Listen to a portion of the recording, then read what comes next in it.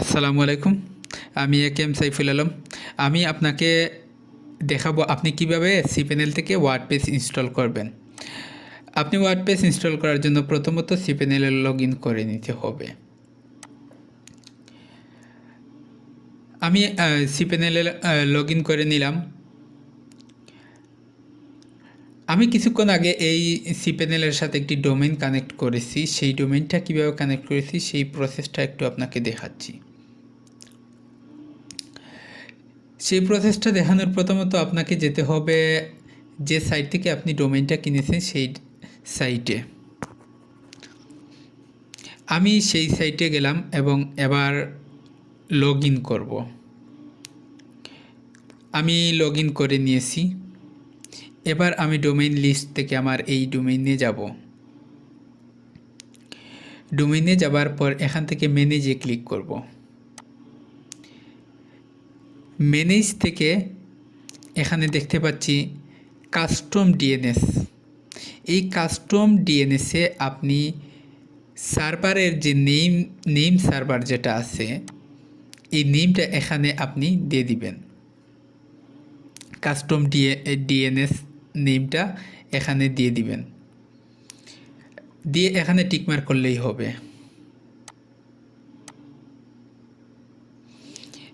এবার দেখব কিভাবে ওয়ার্ডপ্রেস ইনস্টল করা হয় cpanel-এ। এখানে শুধু সফটওয়্যার অ্যাপ ইনস্টলার এই ওয়ার্ডটা লিখলেই হবে, সফট লিখলেই হবে। লিখলে উপরে দেখতে পাচ্ছেন ওয়ার্ডপ্রেস। হ্যাঁ, এখন ইনস্টলে ক্লিক করবেন। ইনস্টলে ক্লিক করার পর আপনি এখান থেকে আপনি যে ডোমেইনের আন্ডারে ওয়ার্ডপ্রেস ইনস্টল করবেন এটা সিলেক্ট করে দেওয়ার পর এখান থেকে ভার্সনটা সব থেকে লেটেস্ট ভার্সনটা দিয়ে দিবেন। দেন এখান থেকে আপনি ইউজার নেম এবং পাসওয়ার্ড সিলেক্ট করে ইমেল সিলেক্ট করে আপনি এখানে একটি ইমেল দিবেন যেখানে সব ইনফরমেশন যাবে। দেন আপনি ইনস্টলে ক্লিক করে দিবেন, ইনস্টল হয়ে যাবে। আপনি পাসওয়ার্ড দিলেন, ইউজার নেম দিলেন, মেইল দিলেন, দেন ইনস্টল দিলেন, এখানে ইনস্টল হয়ে যাচ্ছে। আমাদের সব কিছু ঠিকঠাক তাই ইনস্টল হয়ে যাচ্ছে।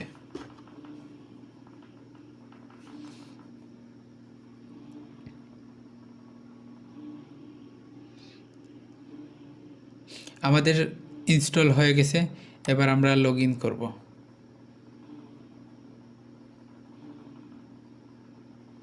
আমাদের ড্যাশবোর্ডে লগ ইন হয়ে গেছে।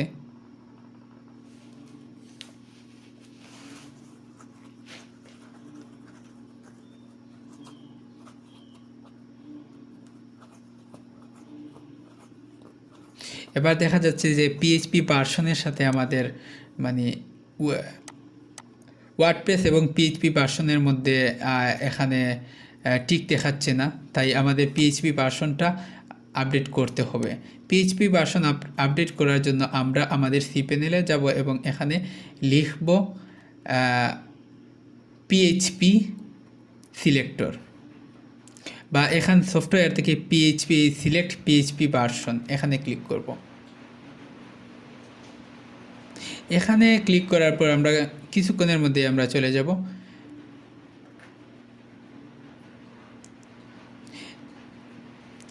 এখন দেখাচ্ছে যে এটা মানে আমাদের ওয়ার্ডপ্রেসের সাথে যাচ্ছে না, তাই আমরা এখান থেকে সিলেক্ট করে নিব আর কি, যেটা আমাদের ওয়েবসাইটের জন্য যাবে। আমরা 7.4টাই সিলেক্ট করে দিচ্ছি, তাহলে আমাদের হয়ে যাবে। এবার দেখা যাচ্ছে যে আমাদের হয়ে গেছে আমাদের পিএইচপি ভার্সনটা আপডেট করা। এবার কিন্তু কোনো এরর আসছে না, এবার কিন্তু আমাদের সব কিছু ঠিকঠাক।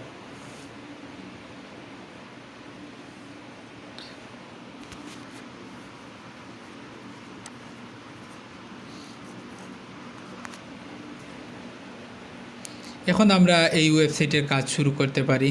থিম ইনস্টল, প্লাগইন ইনস্টল দিয়ে আমরা কাজ শুরু করতে পারবো। আপনি কাজ শুরু করতে পারবেন। এখন আপনার সম্পূর্ণভাবে ওয়ার্ডপ্রেসটা ইনস্টল হয়ে গেছে, আপনার পিএইচপি ভার্সনটা চেঞ্জ হয়ে গেছে। আর আমি এই ভিডিওতে দেখাইছি আপনি কিভাবে আপনার ডোমেইন এবং হোস্টিং কিভাবে কানেক্ট করবেন, হোস্টিংয়ের সাথে ডোমেইনটা কানেক্ট করছেন।